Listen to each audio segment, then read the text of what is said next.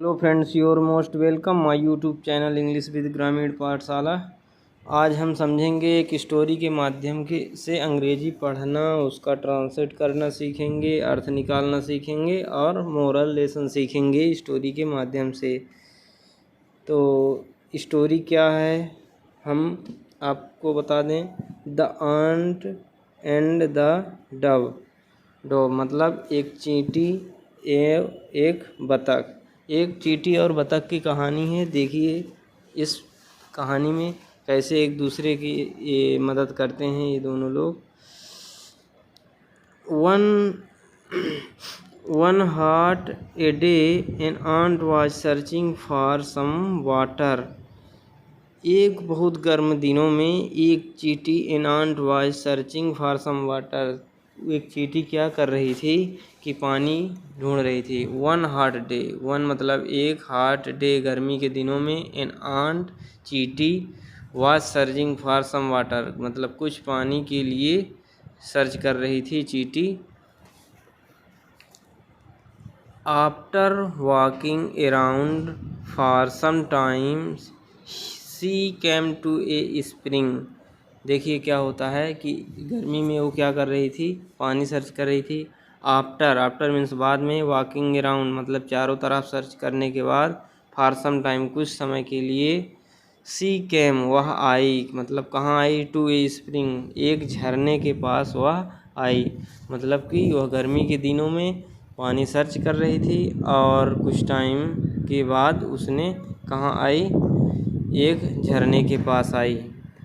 To search the spring झरना search करने के लिए, सी हैड टू क्लाइंब मतलब झरना पानी सर्च करने के लिए वह कहाँ चढ़ी, climb up A blade of grass एक घास के ब्लेड में मतलब घास के ब्लेड जैसे पत्तियां में ऊपर वो चढ़ गई। क्लाइंब अप मतलब उसके ऊपर चढ़ गई, ठीक है। ब्लाइंड ऑफ ग्रास मतलब उसके ऊपर चढ़ गई, ठीक है।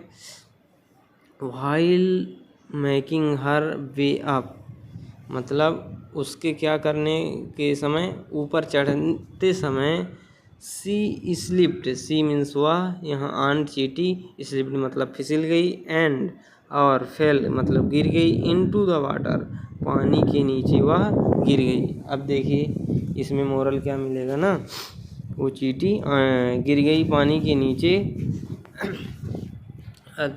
सी could have drowned, she could have वह नहीं ड्राउन कर सकी, इफ़ ए डव यदि, डव मतलब कि कबूतर, up a nearby tree यदि कबूतर उस पेड़ के पास ना होता, हैड नॉट सीन हर यदि वह उसको ना देखता कबूतर।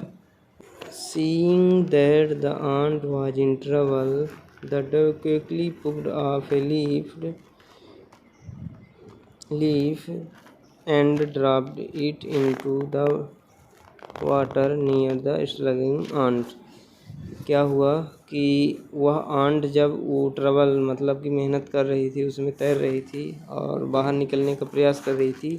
द डव क्विकली मतलब बहुत जल्दी ही, डव ने क्या किया मतलब कबूतर क्या किया, plucked off a leaf, plucked off मतलब होता है कि उसको तोड़ा, एक पत्तियाँ तोड़ा, और dropped into the water near the struggling ant जो आंट जो चींटी पानी में तैर रही थी मतलब बाहर निकलने का प्रयास कर रही थी, वहाँ पास वो कबूतर ने डाला।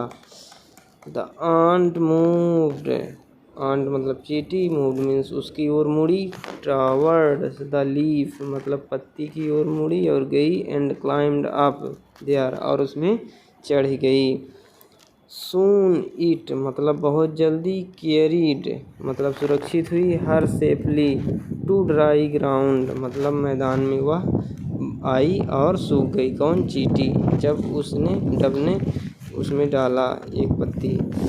जस्ट एट दैट टाइम उसी समय, जैसे ही वो बाहर निकली और उसका पानी सूख गया चींटी का, ए हंटर एक शिकारी, near by was throwing out जहाँ पास वह बाहर आई थी, his net tower the Dove उसने क्या किया कि वहीं पास जाल बिछा दिया, उसी कबूतर के पास जाल रख दिया। होपिंग टू ट्रैप इस, मतलब उसको कबूतर को पकड़ने के लिए वहाँ पास एक शिकारी जाल बिछा दिया।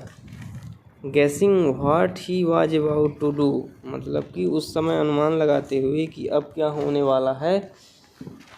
द आंट क्विकली, वो चींटी जल्दी से bit him on the heel, उसके पैर के ऊपर उसने चींटी ने काट दिया।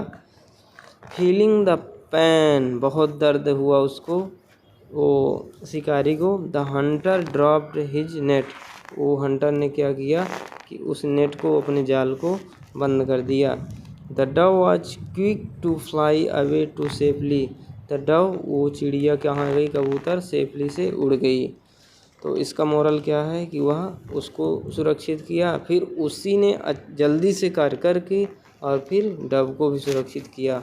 One good turn deserve another, एक अच्छा काम, इसका क्या लिखा है, एक अच्छा काम करने के बाद दूसरा काम करना चाहिए। तो आशा करता हूँ कि स्टोरी अच्छा लगी होगी और भी अच्छा होगी। तो यदि अच्छा हो तो फिर हमारे यूट्यूब चैनल को सब्सक्राइब करें और सपोर्ट करें हमारा, और ताकि हम नया वीडियो लेकर आएँ।